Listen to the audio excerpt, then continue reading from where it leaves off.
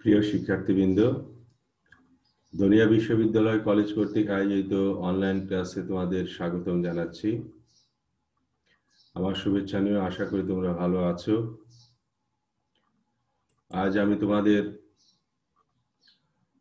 Honours part 3 legal aspects of marketing এই কোর্সের তৃতীয় অধ্যায় অর্থাৎ চ্যাপ্টার 3 অ্যাকসেপ্টেন্স অর্থাৎ স্বীকৃতি নিয়ে আলোচনা করব। এর পূর্বে আমরা এই অধ্যায়ের প্রস্তাবনা সম্পর্কে অর্থাৎ চুক্তির ক্ষেত্রে প্রস্তাব সম্পর্কে আমরা আলোচনা করেছিলাম। আজকে সেই প্রস্তাবে কিভাবে স্বীকৃতি দিতে হবে, স্বীকৃতি বিষয়টি কি, স্বীকৃতি সংক্রান্ত নিয়মাবলী কি, এই বিষয় নিয়ে আমরা আলোচনা করব। তো আমার নাম মোহাম্মদ সাখাওয়াত হোসেন, সহকারী অধ্যাপক, মার্কেটিং বিভাগ, দনিয়া বিশ্ববিদ্যালয় কলেজ। তো প্রিয় শিক্ষার্থীবৃন্দ, এখন আমরা মূল আলোচনায় আসি। আজকে যে বিষয়ে আলোচনা হবে স্ক্রিনে তোমরা সেটা দেখতে পাচ্ছ, স্বীকৃতি অর্থাৎ অ্যাকসেপ্টেন্স। প্রথমে আমরা জানবো যে স্বীকৃতি কাকে বলে বা স্বীকৃতির সংজ্ঞাটা কি, অর্থাৎ আইনত স্বীকৃতি বলতে কি বোঝায়। স্বীকৃতি চুক্তির একটি অপরিহার্য উপাদান, অর্থাৎ স্বীকৃতি ছাড়া চুক্তি সম্পাদন করা সম্ভব নয়। কোনো প্রস্তাবকে চুক্তিতে পরিণত করার জন্য অবশ্যই স্বীকৃতি থাকতে হবে। স্বীকৃতি ছাড়া প্রস্তাব গ্রহণযোগ্য হবে না বা চুক্তিতে পরিণত হবে না। সাধারণ অর্থে যার বা যাদের উদ্দেশ্যে প্রস্তাব দেওয়া হয়, উক্ত ব্যক্তি বা ব্যক্তিবর্গ কর্তৃক প্রস্তাবে সায় দেওয়াকে স্বীকৃতি বলে। অর্থাৎ এক পক্ষ যখন অপর পক্ষকে কোনো বিষয়ে চুক্তিবদ্ধ হওয়ার জন্য প্রস্তাব দিল, যাকে প্রস্তাব দেওয়া হলো ওই ব্যক্তি বা ব্যক্তিবর্গ যখন প্রস্তাবে সায় দিবেন অর্থাৎ প্রস্তাবটি মেনে নেবেন, সেটাকে আমরা স্বীকৃতি বলে থাকি। 1872 সালে চুক্তি আইনের 2 খ ধারায় স্বীকৃতি সম্পর্কে যে কথাটি বলা হয়েছে সেটি এরকম যে যার নিকট কোনো প্রস্তাব উত্থাপিত হয়েছে সে ব্যক্তি উক্ত প্রস্তাবে সম্মতি দিলেই প্রস্তাবটি স্বীকৃত হয়েছে বলে গণ্য করা হবে। অর্থাৎ 1872 সালে চুক্তি আইনের 2 খ ধারায় যে কথাটি বলা হলো এটা এরকম যে যে ব্যক্তির নিকট প্রস্তাবটি উত্থাপন হয়েছে বা উত্থাপিত হয়েছে সে ব্যক্তি উক্ত প্রস্তাবে যখন সম্মতি দিবেন সেই সম্মতি দিলেই প্রস্তাবটি স্বীকৃত হয়েছে বলে গণ্য করা হবে। একটা উদাহরণের মাধ্যমে আমরা বিষয়টিকে আরো স্পষ্ট করে তুলতে পারি। যেমন শাহিন তার ক্যালকুলেটরটি শামীমের নিকট 100 টাকায় বিক্রয়ের প্রস্তাব দেন।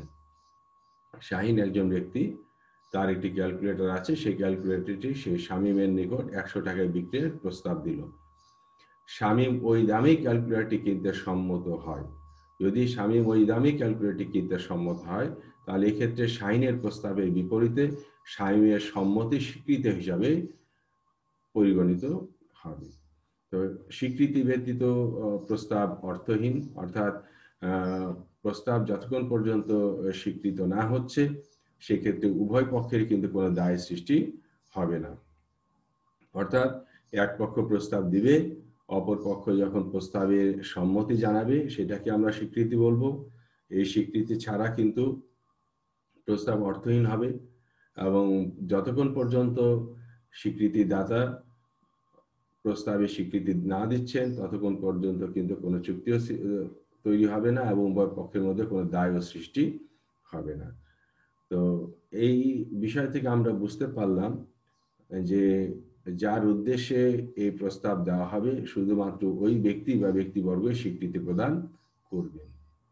অর্থাৎ এক পক্ষ, যেমন এখানে শাহিন শামীমকে প্রস্তাব দিচ্ছে 100 টাকা ক্যালকুলেটরটি বিক্রি করার জন্য। এখন শামীম যদি ওই ক্যালকুলেটরটি 100 টাকায় ক্রয় করতে সম্মত হয় তাহলে সেই প্রস্তাবে স্বীকৃতি গ্রহণযোগ্য হবে এবং সেটি চুক্তিতে পরিণত হবে। এতে বোঝা যায় যে যার বা যাদের উদ্দেশ্যে প্রস্তাব দেওয়া হবে শুধুমাত্র সেই ব্যক্তি বা ব্যক্তিবর্গই স্বীকৃতি দিতে পারবে এবং এখানে যে স্বীকৃতি দেওয়া হবে যিনি স্বীকৃতি দিবেন সেই স্বীকৃতি অবশ্যই শর্তহীন এবং চূড়ান্ত হতে হবে। অর্থাৎ যেভাবে প্রস্তাব করা হয়েছে হুবহু সেভাবেই স্বীকৃতি দিতে হবে। স্বীকৃতি দেওয়ার ক্ষেত্রে কোনো শর্ত বা অন্য কোনো বিষয় এখানে গ্রহণযোগ্য হবে না। শুধুমাত্র যেভাবে প্রস্তাবনা দেওয়া হয়েছে ঠিক সেইভাবেই স্বীকৃতি প্রদান করতে হবে। এবং এই যে প্রস্তাবনা দেওয়া হলো, এই প্রস্তাবনাটি যতক্ষণ পর্যন্ত বলবৎ থাকবে সেই বলবৎ থাকা অবস্থায় কিন্তু স্বীকৃতি প্রদান করতে হবে। প্রস্তাবদাতা প্রস্তাব দেওয়ার পরে কিছুদিন অপেক্ষা করার পরে বা কিছুক্ষণ অপেক্ষা করার পরে যার কাছে প্রস্তাব দিল তার কাছে স্বীকৃতি পাওয়ার আগেই যদি উনি প্রস্তাব প্রত্যাহার করে নেন, তাহলে এর পরবর্তীতে এই সময়ের পরে আর যদি যাকে প্রস্তাব দেওয়া হয়েছিল তিনি যদি প্রস্তাবে সম্মতি দেন, সেই সম্মতি গ্রহণযোগ্য অর্থাৎ স্বীকৃতি গ্রহণযোগ্য হবে না। অর্থাৎ প্রস্তাব বলবৎ থাকা অবস্থায় স্বীকৃতি প্রদান করতে হবে। তো প্রিয় শিক্ষার্থীবৃন্দ, আমরা এ থেকে বুঝতে পারলাম যে যার নিকট প্রস্তাবন করা হবে সেই ব্যক্তি বা ব্যক্তিবর্গই স্বীকৃতি প্রদান করবেন এবং প্রস্তাব বলবৎ থাকা অবস্থায় শর্তহীনভাবে এই স্বীকৃতি প্রদান করতে হবে। এরও প্রস্তাব এর উপরে নিঃশর্তভাবে শর্তহীনভাবে যে সম্মতি জ্ঞাপন করা হয় সেটাকে আমরা স্বীকৃতি বলে থাকি এবং এই স্বীকৃতির মাধ্যমে প্রস্তাবদাতা এবং প্রস্তাব গ্রহীতার মধ্যে একটি ঐক্যমত প্রতিষ্ঠিত হয় এবং ঐক্যমত প্রতিষ্ঠার মাধ্যমে চুক্তি সম্পাদিত হয়ে থাকে। তাহলে বোঝা গেল যে এখানে প্রস্তাব গ্রহণের ক্ষেত্রে বা চুক্তি সম্পাদনের ক্ষেত্রে এখানে সম্মতি বা অর্থাৎ স্বীকৃতি প্রদান করা অপরিহার্য। স্বীকৃতি ছাড়া কিন্তু চুক্তি সম্পাদিত হবে না। তো প্রিয় শিক্ষার্থীবৃন্দ, আমরা জানবো যে যার নিকট প্রস্তাব উপস্থাপন করা হলো তিনি কিভাবে স্বীকৃতি দিবেন, স্বীকৃতি সংক্রান্ত নিয়মাবলীটা কিরকম। আমরা আগে বলেছি যে স্বীকৃতি চুক্তির একটি অপরিহার্য উপাদান। এখানে যদি কোনো প্রস্তাবকে চুক্তিতে পরিণত করতে হয় তাহলে অবশ্যই সেখানে স্বীকৃতি থাকতে হবে। আইনসম্মত স্বীকৃতি ছাড়া কিন্তু কোনো প্রস্তাবকে চুক্তিতে রূপান্তর করা সম্ভব হবে না। তো চুক্তি আইনে স্বীকৃতিকে কার্যকর করার জন্য কতিপয় নিয়ম বা বিধান প্রচলিত রয়েছে। সেই আইনে বর্ণিত যে বিধান বা স্বীকৃতি সম্পর্কিত যে নিয়মাবলী সেগুলো নিয়ে আমরা এখন আলোচনা করব। প্রথমে যে নিয়মটার কথা বলা হচ্ছে সেটি হলো স্বীকৃতি সর্বদাই শর্তহীন ও চূড়ান্ত হতে হবে। অর্থাৎ প্রস্তাব দাতা যে প্রস্তাবটা উপস্থাপন করলো প্রস্তাব গ্রহীতার নিকট, তিনি যে স্বীকৃতি দিবেন সেটি অবশ্যই শর্তহীন হতে হবে এবং চূড়ান্ত হতে হবে। এর ভিতরে কোনো রকম শর্ত দেওয়া যাবে না এবং কোনো ধরনের পরিবর্তন করা যাবে না। হুবহু যেই রকম ভাবে প্রস্তাবনা দেওয়া হয়েছে স্বীকৃতি দাতাকে হুবহু সেটা মেনে নিয়ে স্বীকৃতি প্রদান করতে হবে, অন্যথায় কিন্তু চুক্তির সৃষ্টি হবে না। যদি স্বীকৃতি দাতা যদি কোনো শর্ত দিয়ে স্বীকৃতি দিতে চান তো সেটা স্বীকৃতি হবে না, বরঞ্চ এটা পাল্টা প্রস্তাবনা হিসাবে গণ্য হবে।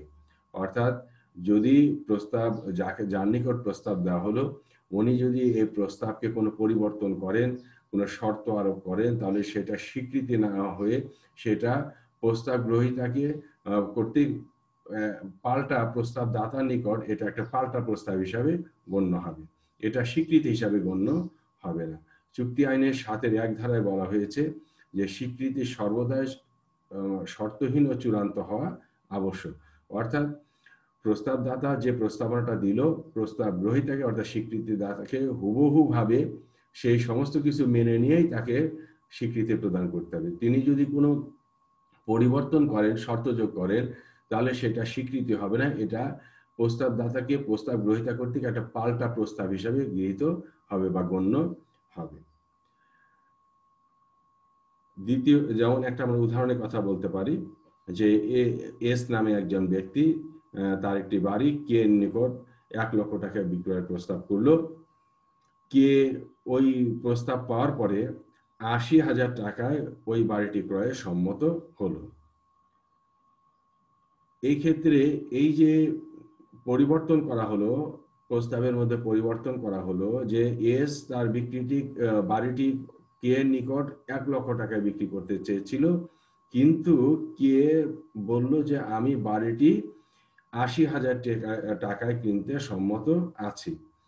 সেই ক্ষেত্রে এই যে 80,000 টাকা ক্রয়ের জন্য কে যে সম্মতি প্রদান করলো, এটাকে সম্মতি বা স্বীকৃতি বলা যাবে না। এটাকে এস এর নিকট পাল্টা প্রস্তাব হিসাবে স্বীকৃত হবে বা গণ্য হবে।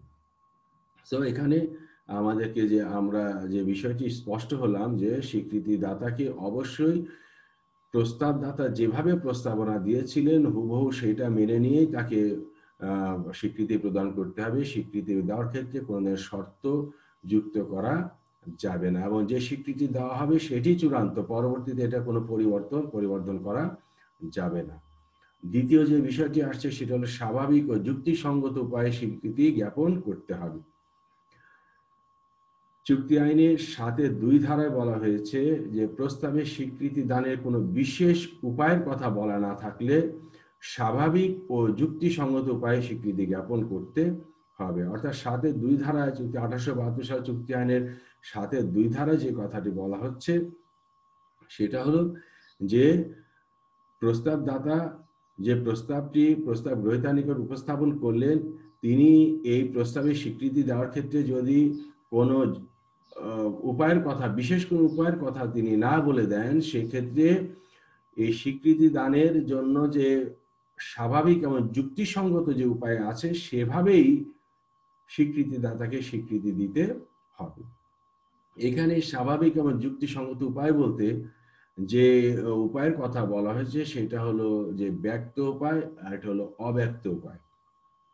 অর্থাৎ স্বাভাবিক এবং যে যুক্তিসঙ্গত উপায়ের কথা যেটা বলা হচ্ছে চুক্তি আইনের 7(2) ধারায়, সেটি হলো ব্যক্ত বা অব্যক্ত উপায়। এই ব্যক্ত বা অব্যক্ত উপায় কিন্তু স্বীকৃতি জ্ঞাপন করা যায়। এখানে ব্যক্ত উপায় বলতে বোঝানো হচ্ছে যে মৌখিক বা লিখিত উপায় আমরা স্বীকৃতি জ্ঞাপন করতে পারবো। সেক্ষেত্রে আমরা নিজে মৌখিকভাবে সরাসরি আমরা কথা বলতে পারবো, আমরা টেলিফোনে কথা বলতে পারবো, এটাকে আমরা মৌখিকভাবে আমরা স্বীকৃতির পদ্ধতি বলতে পারি। এছাড়াও লিখিতভাবে যেমন আমরা চিঠিপত্র পাঠিয়ে বা টেলিগ্রামের মাধ্যমে কিন্তু আমরা লিখিতভাবে স্বীকৃতি জ্ঞাপন করতে পারি। বিষয়টা হলো যে চুক্তি আইনের 7(2) ধারা যে কথাটি স্পষ্ট করা হয়েছে যে স্বীকৃতিদাতা যে স্বীকৃতি জ্ঞাপন করবেন সেটি অবশ্যই স্বাভাবিক এবং যুক্তিসঙ্গত উপায় হতে হবে। এখানে স্বাভাবিক এবং যুক্তিসঙ্গত উপায় বলতে যেটা বোঝানো হচ্ছে, একটি হলো মৌখিক ব্যক্ত, আর একটি হলো অব্যক্ত উপায়। ব্যক্ত উপায় যেটি বলতে যেটা বোঝানো হচ্ছে সেটা হলো যে এখানে আমি মৌখিকভাবে বলতে পারি অথবা আমি লিখিতভাবে আমি স্বীকৃতি জ্ঞাপন করতে পারি। আরেকটি রয়েছে অব্যক্ত উপায়। চুক্তি আইনের 8 ধারায় বলা হয়েছে যে কোনো প্রস্তাবের শর্ত পালন অথবা প্রস্তাবের সাথে প্রদত্ত প্রতিশ্রুতির জন্য প্রতিদান গ্রহণ করাকে অব্যক্তভাবে স্বীকৃতি জ্ঞাপন করা বোঝানো হয়ে থাকে। অর্থাৎ আমি মৌখিকভাবে অথবা চিঠিপত্রের মাধ্যমে আমি স্বীকৃতি জ্ঞাপন করতে পারবো, এটি ব্যক্ত উপায়। এছাড়া এইভাবে না করে চুক্তি আইনের 8 ধারা যে কথাটি বলা হয়েছে যে আমি এভাবে মৌখিকভাবে বা পত্র বা টেলিগ্রামের মাধ্যমে আমি স্বীকৃতি জ্ঞাপন না করেও যে প্রস্তাবনা দেওয়া হয়েছে, প্রস্তাবদাতা যে প্রস্তাবটি দিয়েছে সেখানে যে শর্তগুলো রয়েছে বা প্রস্তাবের সাথে যে প্রতিশ্রুতিগুলো রয়েছে সেগুলো যদি আমি প্রতিদিন হিসাবে আমি গ্রহণ করি, এটাকে যদি আমি মেনে চলি, তাহলে সেক্ষেত্রে অব্যক্তভাবে এটাকে আমি স্বীকৃতি দিয়েছি বলে ধরে নেওয়া হবে। তো এই হলো আমরা স্বাভাবিকভাবে এবং যুক্তিসঙ্গত উপায়ে আমরা এই স্বীকৃতি জ্ঞাপন আমরা যে বিষয়টি সেটি আমরা আলোচনা করলাম। তো এখানে এই যে অব্যক্ত স্বীকৃতির কথা আমরা বললাম, যে এখানে আমরা প্রস্তাবের যে শর্তগুলো আছে সেগুলো আমরা পালন করব অথবা এর প্রতিদানটা আমরা গ্রহণ করলে আমরা অব্যক্তভাবে স্বীকৃতি জ্ঞাপন হবে। তো সেই বিষয়টি আমরা একটু পয়েন্ট আকারে আলোচনা করতে পারি। যেমন আমরা কার্য সম্পাদনের মাধ্যমে আমরা অব্যক্তভাবে স্বীকৃতি জ্ঞাপন করতে পারি। অর্থাৎ প্রস্তাব দাতা যে প্রস্তাবটি দিল, এখন সেই প্রস্তাবটি আমরা পালন করে অর্থাৎ সেই কাজটি আমরা সম্পাদন করে আমরা এই যে স্বীকৃতি প্রদানের বিষয়টি আমরা সম্পাদন করতে পারি। যেমন আমরা বলেছি যে এস তার বাড়িটি 1 লক্ষ টাকায় কে নিকট বিক্রি করার প্রস্তাবনা দিল।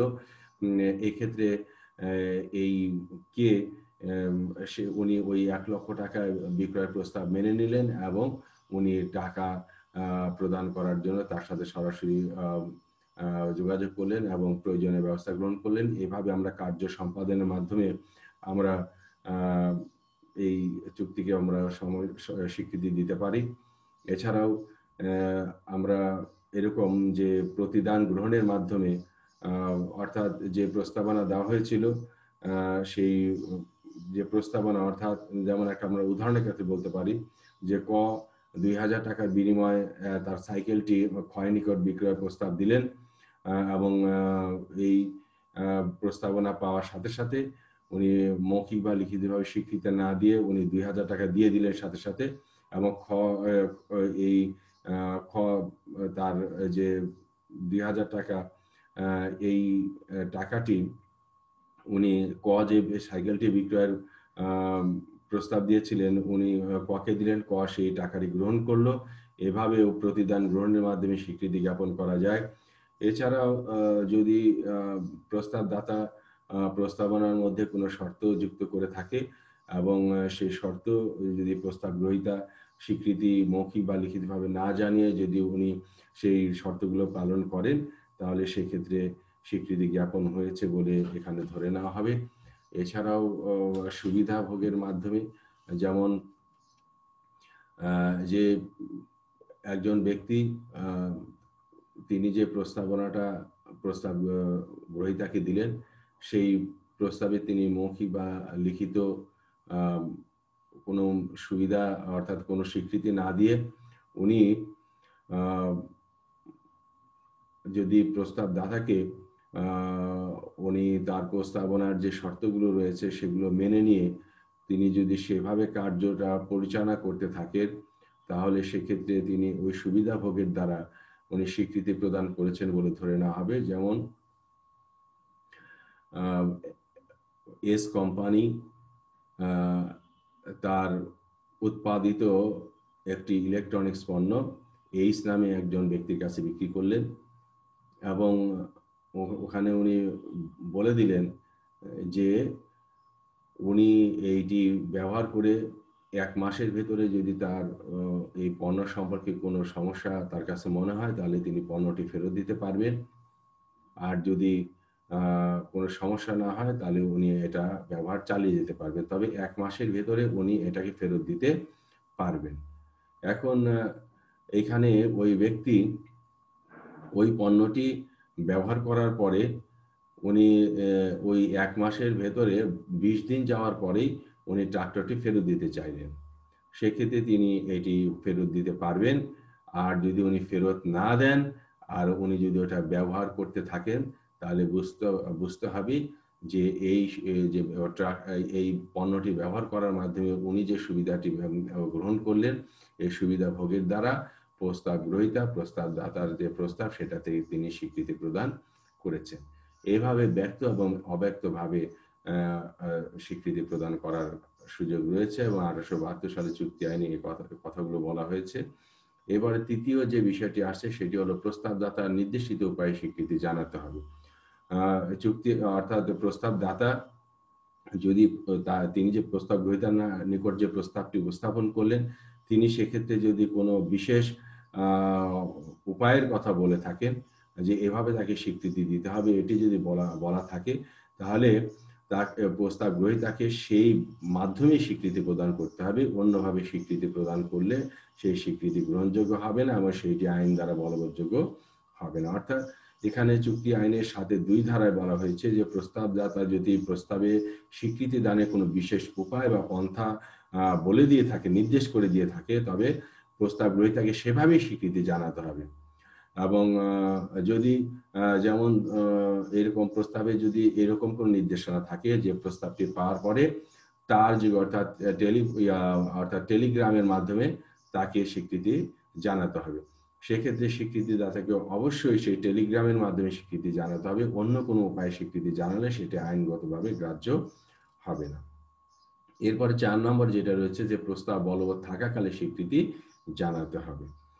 অর্থাৎ এখানে প্রস্তাবদাতা প্রস্তাব দেওয়ার মধ্যে যদি কোনো সময়ের কথা উল্লেখ থাকে যে আমি এই বিষয়টি এতদিনের মধ্যে সম্পাদন করব, যেমন বলল যে আমি একটি জমি বিক্রি করব, সেই জমিটি ক্রয় করতে হলে তুমি আমার সাথে এখন প্রাথমিকভাবে চুক্তি সম্পাদন একটি মৌখিক চুক্তি সম্পাদন করতে পারো, কিন্তু 6 মাসের ভিতরে অবশ্যই এই জমিটি ক্রয় করে নিতে হবে, না হলে কিন্তু এই প্রস্তাবনা আর থাকবে না। তো এরকম পরিস্থিতিতে কিন্তু উক্ত সময়ের ভেতরেই কিন্তু তাকে স্বীকৃতি প্রদান করতে হবে। চুক্তি আইনের 6 ধারায় বলা হচ্ছে যে প্রস্তাব বলবৎ থাকাকালীন সময়ের মধ্যে স্বীকৃতি জানাতে হবে, তারপরে নয়। অর্থাৎ প্রস্তাবের মধ্যে যদি কোনো সময়ের কথা উল্লেখ থাকে এবং যদি ওই সময়ের ভেতরে প্রস্তাব গ্রহীতা যদি স্বীকৃতি প্রদান করে, তাহলেই সেটি আইনত বলবৎযোগ্য হবে। যদি ওই সময় অতিক্রান্ত হয়ে যায় এবং এরপরে যদি স্বীকৃতি জানায়, তাহলে সেটি কিন্তু আইনগতভাবে গ্রাহ্য হবে না। সেই কথাটি চুক্তি আইনের 6 ধারায় বলা হয়েছে যে প্রস্তাব বলবৎ থাকাকালীন সময়ের মধ্যেই স্বীকৃতি জানাতে হবে, তার পরে নয়। এরপরে যেটা বলা হচ্ছে যে নিয়মটি, সেটা হলো প্রস্তাব দানের পূর্বে স্বীকৃতি আইনত গ্রাহ্য নয়। অর্থাৎ প্রস্তাবদাতা যে প্রস্তাবটি দিলেন, সেই প্রস্তাবটি তার কাছে পৌঁছানো না পর্যন্ত, অর্থাৎ প্রস্তাবটি উনি জানতেই মানে ওনার কাছে আসলোই না, এই পর্যায়ে উনি যদি কোনো স্বীকৃতি দেন, তাহলে এই স্বীকৃতি আইনতভাবে বলবৎযোগ্য হবে না। অর্থাৎ প্রস্তাব দানের সম্ভাবনা রয়েছে কিন্তু প্রস্তাব প্রদান করা হয়নি, এই অবস্থায় স্বীকৃতি দেওয়া যাবে না। যেমন কোনো ব্যক্তি কর্তৃক কোনো কোম্পানিতে শেয়ার ক্রয়ের আবেদনের পূর্বে সেই ব্যক্তির নামে শেয়ার বন্টন যদি করা হয়, একটি কোম্পানি তার যে শেয়ার, সেই শেয়ারটি বিক্রির জন্য তারা চিন্তা ভাবনা করছে, এই পরিস্থিতিতে কোনো শেয়ার ক্রেতা যদি তার কাছে শেয়ার ক্রয়ের আবেদন না করেন, তার পূর্বেই যদি তার নামে শেয়ার বন্টন করা হয়, সেক্ষেত্রে এই যে শেয়ার বন্টন করা হলো, এই প্রস্তাবনাটি যিনি শেয়ার নেবেন, ক্রয় করবেন, তিনি এটাকে স্বীকৃতি দিতে উনি বাধ্য নন, এবং এই স্বীকৃতি না দিলেও তার বিরুদ্ধে কোনো আইনগতভাবে কোনো ব্যবস্থা নেওয়া যাবে না এবং তিনি শেয়ার ক্রয় করতে বাধ্য হবেন না। অর্থাৎ প্রস্তাবদাতা যতক্ষণ পর্যন্ত প্রস্তাব গ্রহীতার নিকট এখানে উপস্থাপন না করছেন, ততক্ষণ পর্যন্ত কিন্তু এই অর্থাৎ এই প্রস্তাবনা আইনগতভাবে বলবৎযোগ্য হবে না। প্রস্তাব দানের পূর্বে স্বীকৃতি দেওয়ার কোনো সুযোগ নাই। এরপরে বলা হচ্ছে মানসিক স্বীকৃতি আইনত স্বীকৃত নয়। অর্থাৎ স্বীকৃতি প্রদানের যে সমস্ত পদ্ধতি রয়েছে, এই সমস্ত পদ্ধতি যদি অবলম্বন না করা হয়, অর্থাৎ স্বীকৃতির প্রস্তাব, অর্থাৎ যদি স্বীকৃতি যিনি দিবেন, এই স্বীকৃতির প্রস্তাব স্বীকৃতি দানের পদ্ধতি মারফতই হতে হবে, অর্থাৎ অন্য কোনোভাবে এটা হবে না। যেমন এখানে প্রস্তাব যেটি আছে, সেই প্রস্তাবটি যখন স্বীকৃতিদাতার কাছে এটি আসলো, যে পন্থায় আসার কথা, সেই কার্যকর পন্থায় যখন প্রস্তাব আসলো, তখনই ওই প্রস্তাবে তিনি যে সম্মত হলেন, সেটাকে অব্যক্তভাবে বা ব্যক্তভাবে উনি মনে রেখে উনি কাগজে কলমে লিখলেন কিন্তু প্রস্তাবদাতাকে পাঠালেন না, অথবা উনি মানসিকভাবে স্বীকৃতি দিলেন কিন্তু সেটা প্রস্তাবদাতাকে উনি জানালেন না, তাহলে সেটি কিন্তু এই মানসিক স্বীকৃতি কিন্তু আইনতভাবে গ্রহণযোগ্য হবে না। প্রস্তাবদাতাও যেমন সঠিক পদ্ধতিতে প্রস্তাব গ্রহীতার নিকট পাঠাতে হবে, তেমনি প্রস্তাব গ্রহীতাকেও কিন্তু সঠিক পদ্ধতিতে স্বীকৃতি প্রদান করতে হবে। মানসিকভাবে মেনে নিয়ে চুপচাপ থাকলে কিন্তু সেই ধরনের স্বীকৃতি আইনত বলবৎযোগ্য হবে না। এরপরে যে কথাটি বলা হচ্ছে সেটি হলো যে যথাযথ ব্যক্তি কর্তৃক স্বীকৃতি জ্ঞাপন করতে হবে।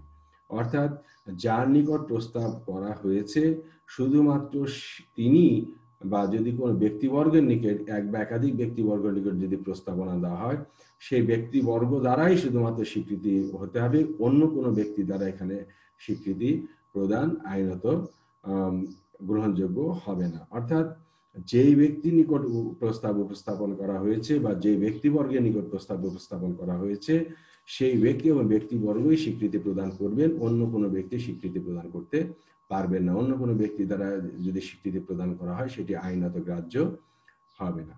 এরপরে যে নিয়মটির কথা বলা হচ্ছে সেটা হলো স্বীকৃতি অবশ্যই জ্ঞাপন করতে হবে।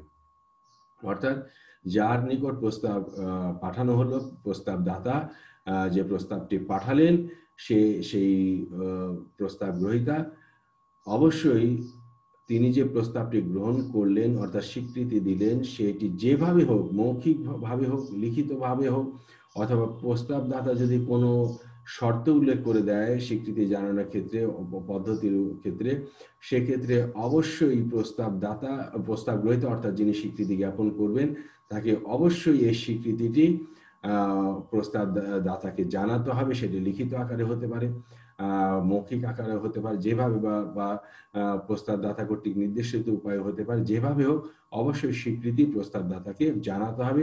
যদি না জানানো হয় অর্থাৎ স্বীকৃতি জ্ঞাপন যদি সম্পূর্ণ না হয় তাহলে সেটি আইনগতভাবে গ্রাহ্য হবে না। এরপরে যে নিয়মের কথা বলা হচ্ছে সেটি স্বীকৃতি জ্ঞাপন কার্য সম্পূর্ণ হওয়ার পূর্বে প্রত্যাহার করা যায় না। অর্থাৎ স্বীকৃতি আমি জ্ঞাপন করলাম, যতক্ষণ পর্যন্ত আমি স্বীকৃতি না দিচ্ছি তার অর্থাৎ স্বীকৃতি আমি এখনো দিইনি বা যার নিকট প্রস্তাবনা দেওয়া হয়েছে প্রস্তাব গ্রহীতা প্রস্তাব স্বীকৃতি প্রদান করেনি, এই অবস্থায় অর্থাৎ স্বীকৃতি প্রদান কার্য সম্পূর্ণ হয়নি, তিনি যে সেই প্রস্তাব গ্রহীতা যে স্বীকৃতি দিলেন তিনি মৌখিকভাবে বা লিখিতভাবে বা যে পদ্ধতির কথা উল্লেখ করা থাকবে সেভাবে যতক্ষণ পর্যন্ত উনি স্বীকৃতি দিয়ে প্রস্তাব দাতাকে এটাকে অবগত না করছেন তার পূর্বেই প্রস্তাব দাতা এই প্রস্তাব উনি প্রত্যাহার করতে পারবেন। অথবা যিনি স্বীকৃতি জ্ঞাপন করছেন উনি স্বীকৃতি জ্ঞাপন না করা পর্যন্ত তার পূর্বেই প্রস্তাব দাতা উনি প্রস্তাবকে প্রত্যাহার করতে পারবেন। কিন্তু স্বীকৃতি জ্ঞাপন কার্য যদি সম্পূর্ণ হয়ে যায় সেক্ষেত্রে কিন্তু আর প্রস্তাব প্রত্যাহারের কোনো সুযোগ থাকবে না। এরপরে যে সর্বশেষ যে নিয়মের কথাটি বলা হচ্ছে যে নতুন করে প্রস্তাব না দিলে প্রত্যাখ্যাত প্রস্তাবে স্বীকৃতি দেওয়া যায় না।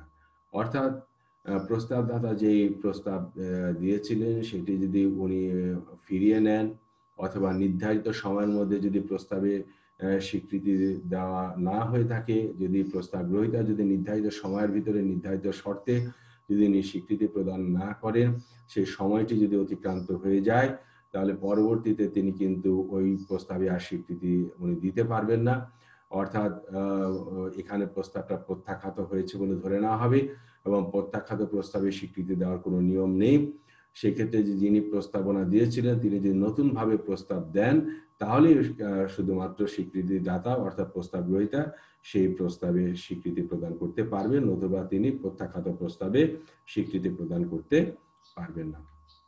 তো সুপ্রিয় শিক্ষার্থীবৃন্দ, আমরা এখন জানলাম যে একজন প্রস্তাব গ্রহীতা প্রস্তাব দাতা কর্তৃক তিনি যে প্রস্তাবটি পেলেন তিনি কিভাবে এই প্রস্তাবনায় স্বীকৃতি প্রদান করবেন এবং স্বীকৃতি প্রদানের ক্ষেত্রে কি কি নিয়মাবলী সেটা আমরা জানলাম এবং আশা করি আমরা এইটার মাধ্যমে ব্যবসা বাণিজ্য সংক্রান্ত যে প্রস্তাবনা এবং স্বীকৃতির বিষয়টি আছে সেটি আমরা সঠিকভাবে সম্পাদন করতে পারব।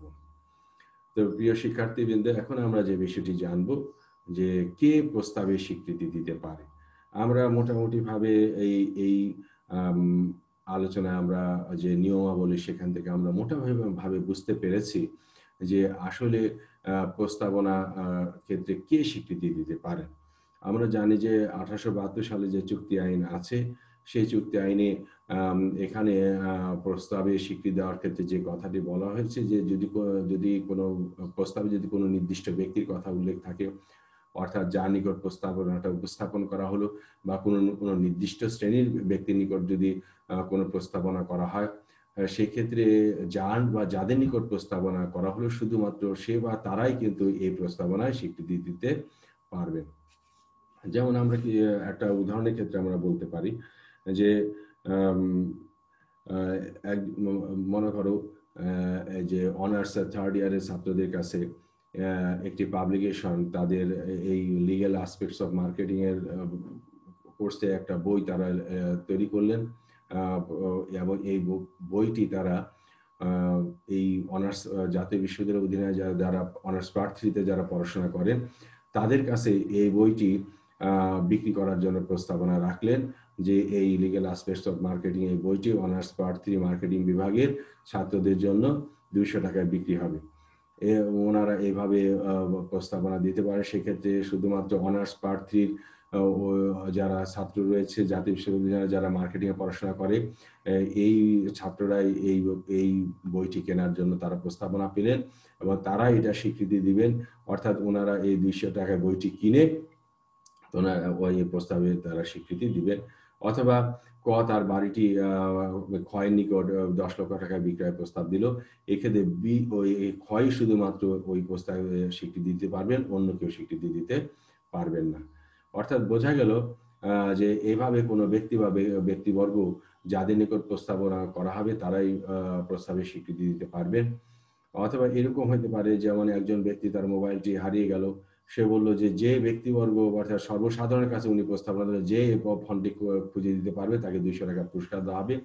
সেক্ষেত্রে উনি সর্বসাধারণের কাছে প্রস্তাব দিয়েছেন বলে ধরে নেওয়া হবে এবং সর্বসাধারণ যে কেউ এইটি খুঁজে দিয়ে 200 টাকা উনি নিতে পারবেন, এই প্রস্তাবটি গ্রহণ করতে পারবেন। এভাবে কোনো ব্যক্তিবর্গ বা সর্বসাধারণ নিকট প্রস্তাবনা উপস্থাপন করা যায় এবং সে যাদের নিকট প্রস্তাবনা উপস্থাপন করলো সেই ব্যক্তিবর্গ অথবা সর্বসাধারণ এই প্রস্তাবে স্বীকৃতি দিতে পারবেন। তো প্রিয় শিক্ষার্থীরা, আমরা জানলাম যে এক্সপ্রেসিভ ভাবে কে স্বীকৃতি দিতে পারবেন।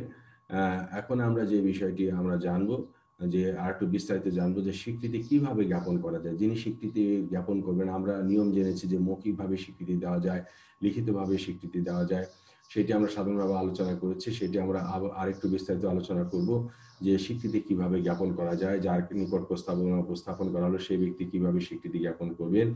চুক্তি আইনের 2 খ ধারায় যে কথাটি বলা হয়েছে, যার নিকট প্রস্তাব উপস্থাপিত হলো সেই ব্যক্তি উক্ত প্রস্তাবে সম্মতি দিলেই প্রস্তাবটি স্বীকৃত হলো বলে গণ্য করা হবে। অর্থাৎ 2 খ ধারায় যে কথাটি বলা হচ্ছে যে প্রস্তাবদাতা যেই ব্যক্তির নিকট প্রস্তাবটি উপস্থাপন করেছে সেই ব্যক্তি যদি ওই প্রস্তাবে সম্মতি দেন তাহলে প্রস্তাবটি স্বীকৃত হয়েছে বলে ধরে নেওয়া হবে। তবে এখানে একটি কথা বলা হচ্ছে যে স্বীকৃতি সংবাদটি প্রস্তাবকারীর নিকট অবশ্যই গোচরীভূত হতে হবে। অর্থাৎ স্বীকৃতি যে বিষয়টি এটি প্রস্তাবদাতাকে জ্ঞাপন করতে হবে, জানাতে হবে।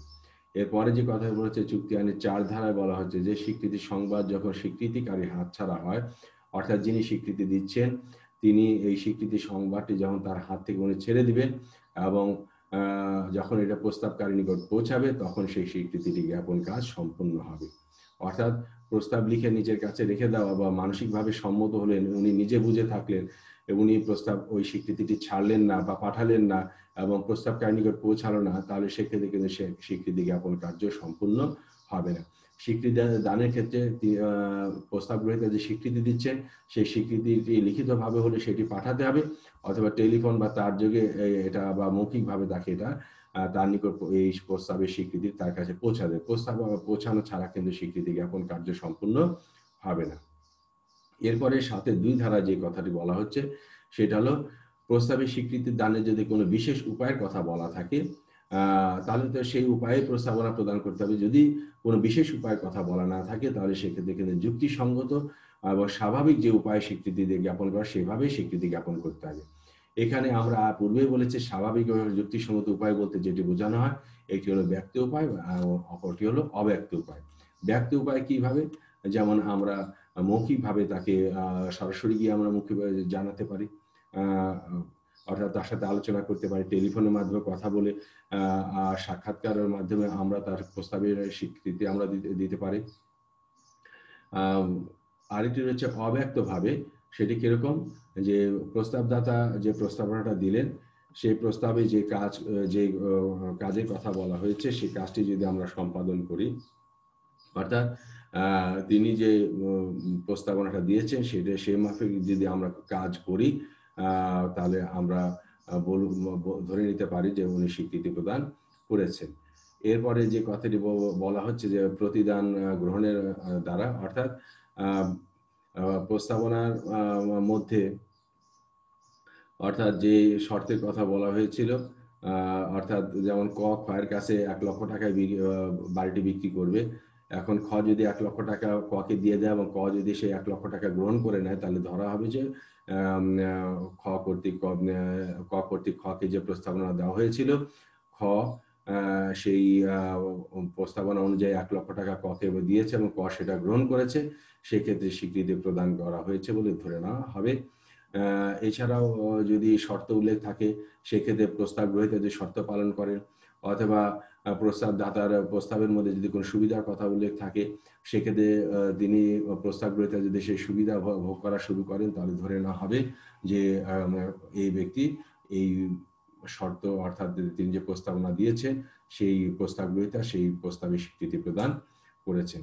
তো আশা করি সুপ্রিয় শিক্ষার্থীবৃন্দ, তোমরা যদি কোনো ব্যবসায় সংক্রান্ত কোনো প্রস্তাবনা পাও বা ক্রয় বিক্রয় সংক্রান্ত কোনো প্রস্তাবনা যদি কারোর কাছ থেকে প্রস্তাব পাও, তাহলে সেই ক্ষেত্রে তোমরা এভাবে মৌখিকভাবে বা লিখিতভাবে, অর্থাৎ ব্যক্তভাবে তোমরা স্বীকৃতি প্রদান করতে পারবে, অথবা এইভাবে মৌখিকভাবে লিখিতভাবে না জানিয়েও তোমরা অব্যক্তভাবে এই স্বীকৃতি প্রদান করতে পারবে। তবে একটি কথা মনে রাখা অপরিহার্য, যে অবশ্যই স্বীকৃতি যে বিষয়টি, সেই সংবাদ কিন্তু প্রস্তাবদাতার কাছে পৌঁছাতে হবে। প্রস্তাবদাতার কাছে এই স্বীকৃতি সংবাদ না পৌঁছানো পর্যন্ত কিন্তু স্বীকৃতি গ্রহণযোগ্য হবে না। এখন স্বীকৃতি তুমি প্রদান করছো, বা যিনি স্বীকৃতি দিবেন তিনি চাইলে স্বীকৃতি প্রত্যাহার করতে পারবে। স্বীকৃতি প্রত্যাহারের কিছু সুযোগ রয়েছে, তবে সেই ক্ষেত্রে কিন্তু স্বীকৃতি প্রত্যাহার করার ক্ষেত্রে, অর্থাৎ কোনো কারণবশত যদি প্রত্যাহারের প্রয়োজন পড়ে, তাহলে কিন্তু স্বীকৃতি সংবাদ প্রস্তাবদাতার কাছে পৌঁছানোর আগেই কিন্তু স্বীকৃতি প্রত্যাহার করতে হবে। স্বীকৃতি যদি প্রস্তাবদাতার কাছে পৌঁছে যায়, তারপরে কিন্তু এই স্বীকৃতি সে প্রত্যাহার করতে পারবে না। 1872 সাল চুক্তি আইনে 5 ধারায় বলা হচ্ছে এরকম, যে স্বীকৃতিকারীর বিপক্ষে স্বীকৃতি জ্ঞাপন কার্য সম্পন্ন হওয়ার পূর্বে, অর্থাৎ যিনি স্বীকৃতি দিচ্ছেন, তিনি এই স্বীকৃতি জ্ঞাপন কার্যটি সম্পূর্ণ হওয়ার পূর্বে, অর্থাৎ তিনি স্বীকৃতি যদি লিখিতভাবে প্রেরণ করেন, অর্থাৎ ডাকযোগে বা তার যোগে উনি যদি এই স্বীকৃতিটি যদি প্রেরণ করেন, সেক্ষেত্রে ওই স্বীকৃতি সংবাদ প্রস্তাবদাতার কাছে পৌঁছানোর পূর্বেই স্বীকৃতি দাতা, অর্থাৎ প্রস্তাব গ্রহীতা চাইলে তার স্বীকৃতি তিনি প্রত্যাহার করতে পারবেন। নচেত এরপরে স্বীকৃতির বিষয়টি যদি প্রস্তাবদাতার কাছে পৌঁছে যায়, উনি যদি জ্ঞাপন হন, জেনে যান, তাহলে কিন্তু স্বীকৃতি দাতা, অর্থাৎ প্রস্তাব গ্রহীতা, তার স্বীকৃতি প্রত্যাহার করতে পারবে না। অর্থাৎ স্বীকৃতি সংবাদ প্রস্তাবদাতার কাছে পৌঁছানোর পূর্বেই তাকে এই তাকে এই স্বীকৃতি প্রত্যাহার করতে হবে। তিনি যদি জেনে যান, তাহলে কিন্তু আর প্রস্তাব প্রত্যাহার করা যাবে না। একটা উদাহরণ দেওয়া আছে যে ক্ষয়ের নিকট ডাকযোগে স্বীকৃতি পত্র প্রেরণ করে, কিন্তু ক্ষয়ের নিকট উক্ত পত্র প্রচার পূর্বেই টেলিফোনের সাহায্যে স্বীকৃতি প্রত্যাহার করেন। অর্থাৎ ক্ষয়ের নিকট একটি প্রস্তাব দিয়েছিল কে, এখন সেই প্রস্তাবের স্বীকৃতি ক্ষয়ের নিকট ডাকযোগে প্রেরণ করলো। এই ডাকযোগে যে স্বীকৃতি পত্রটি প্রেরণ করলো, এটি ক্ষয়ের নিকট পৌঁছার পূর্বেই যদি টেলিফোনের মাধ্যমে ক্ষয়ের কাছ থেকে তার স্বীকৃতি প্রত্যাহার করে নেয়, তাহলে এই স্বীকৃতি প্রত্যাহার করা সম্ভব। কিন্তু যদি এই স্বীকৃতি ক্ষয়ের টেলিফোনের পূর্বেই যদি পৌঁছে যায়, তাহলে কিন্তু সেক্ষেত্রে আর এই প্রত্যাহার করা সম্ভব হয়নি। যদি স্বীকৃতি পৌঁছানোর আগেই যদি এখানে এটিকে প্রত্যাহার করা যায়, তাহলে আমরা ধরে নেব কোনো চুক্তি হয়নি। কিন্তু যদি স্বীকৃতি আগে পৌঁছে যায় এবং পরবর্তীতে যদি টেলিফোন করা হয়, তাহলে কিন্তু এই ধরনের টেলিফোনের মাধ্যমে স্বীকৃতি প্রত্যাহার করা যাবে না। তো এই হলো স্বীকৃতি প্রত্যাহার নিয়ম। এটি বাংলাদেশে এই নিয়ম প্রচলিত আছে, তবে ইংল্যান্ডে এই স্বীকৃতি প্রত্যাহারের ক্ষেত্রে আইন কিছুটা ব্যতিক্রম রয়েছে। এখানে যে কথাটি বলা হয়েছে যে স্বীকৃতি সংবাদ ডাকযোগে বা অন্য কোনো উপায় প্রেরণের পর তার প্রত্যাহার করা যাবে না। অর্থাৎ যিনি স্বীকৃতি দাতা তিনি তার স্বীকৃতি পত্র যদি ডাক বাক্সে দিয়ে দেন, তখন ডাক বাক্সের মধ্যে যখন চলে গেল, সেইটি প্রস্তাবদাতার কাছে এই স্বীকৃতিপত্র পৌঁছাক আর না পৌঁছাক, সেক্ষেত্রে ওই ডাক বাক্সে দেওয়ার পর থেকে, অর্থাৎ ডাক বাক্সে স্বীকৃতিপত্র ফেলার পর থেকেই স্বীকৃতি কার্যকর হয়ে যাবে। এটাকে আর প্রত্যাহার করার কোনো সুযোগ থাকবে না। এটা ইংল্যান্ডের নিয়ম অনুযায়ী। ইংল্যান্ডে এই স্বীকৃতি সংবাদ ডাকযোগে বা অন্য কোনো উপায়ে যদি আমরা, অর্থাৎ তার যোগে যদি আমরা পাঠাই, টেলিগ্রাম করে যদি আমরা পাঠাই, সেক্ষেত্রে ডাকযোগে ফেলার পর বা টেলিগ্রামটা ছাড়ার পরে আর এটাকে প্রত্যাহার করা যাবে না। সেই স্বীকৃতিপত্র প্রস্তাবদাতার কাছে পৌঁছাক আর না পৌঁছাক, এটাকে আর প্রত্যাহার করতে পারবে না। অর্থাৎ স্বীকৃতি প্রদানের বিষয়টি যদি প্রত্যাহার করতে হয়, তাহলে এটি তারে প্রেরণ করা বা ডাকে ফেলার আগ মুহূর্তে তাকে প্রত্যাহার করতে হবে, এর আগে সে প্রত্যাহার করতে পারবে না। কিন্তু বাংলাদেশের নিয়ম অনুযায়ী স্বীকৃতি দাতা বা স্বীকৃতিকারী তার স্বীকৃতি পত্র প্রস্তাবদাতার কাছে না পৌঁছানো পর্যন্ত, গোচরীভূত না হওয়া আগ পর্যন্ত, অর্থাৎ গোচরীভূত হয়নি, এই সময়ের ভিতরে তিনি প্রত্যাহার করতে পারবেন। এই হলো স্বীকৃতি প্রত্যাহারের নিয়ম।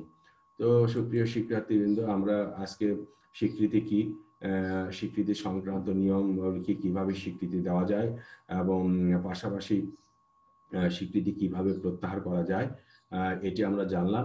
আরেকটি বিষয় আমরা জেনেছি যে শুধুমাত্র মানসিকভাবে প্রস্তাবদাতার প্রস্তাবটি মেনে নিলেই স্বীকৃতি হবে, এটি সঠিক নয়।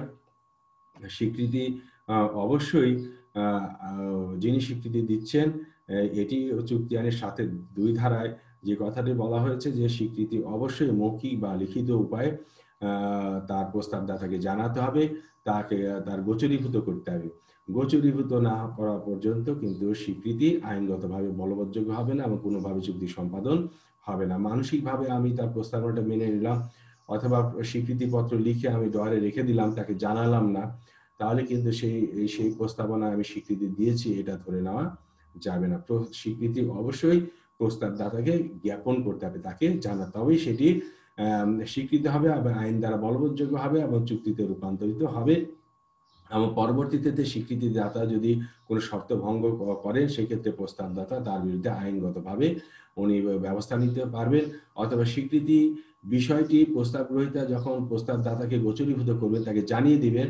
এরপরে যদি প্রস্তাবদাতা এই চুক্তির এই প্রস্তাবের ক্ষেত্রে যদি কোনো পালনের ক্ষেত্রে যদি কোনো অন্য কোনো ধরনের কোনো বিষয় করতে চায়, অর্থাৎ তিনি যদি প্রস্তাবনাটা দেওয়ার পরে যদি স্বীকৃতি পাওয়ার পরে যদি এটা পালন করতে না চান, তাহলে স্বীকৃতিদাতার যদি কোনো স্বার্থপূর্ণ হয়, তাহলে প্রস্তাবদাতার বিপরীতে সে আইনগত ব্যবস্থা নিতে পারবে।